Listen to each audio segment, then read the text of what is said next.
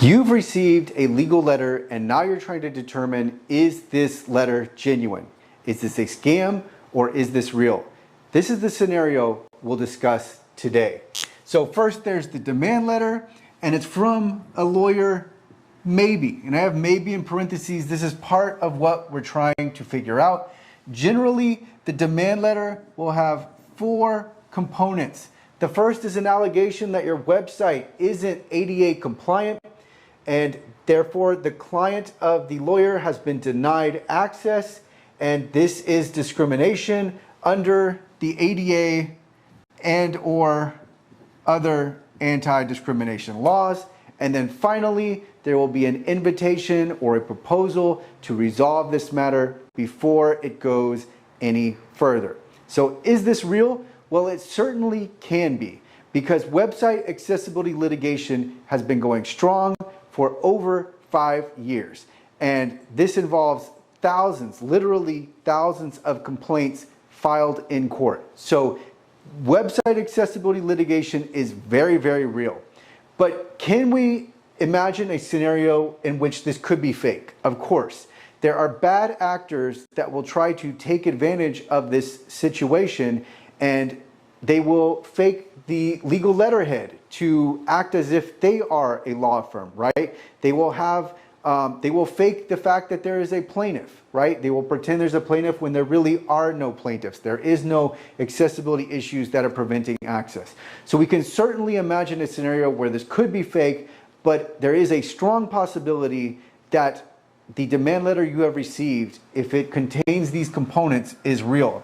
And so one easy way to filter through the legitimacy is to check the plaintiff's law firm. If the plaintiff's law firm matches the plaintiff's law firms that are active in this space, then it is very likely a real legal letter. But regardless, you need to consult an experienced ADA defense attorney. And part of the experience is that they are familiar with digital accessibility, because this really is a niche in and of itself, and just someone who practices traditional ADA defense will not be aware of the nuance and details that are necessary to capably defend a client. So I highly recommend that you consult an attorney. I know many people are reluctant to do so, and a lot of times this is because they're afraid they'll be charged. I think a lot of defense attorneys will help you determine whether or not the demand letter you have received is legitimate. So I will provide links to website accessibility resources below, as well as the blog post where you can look through a number of the plaintiffs' lawyers involved in this space.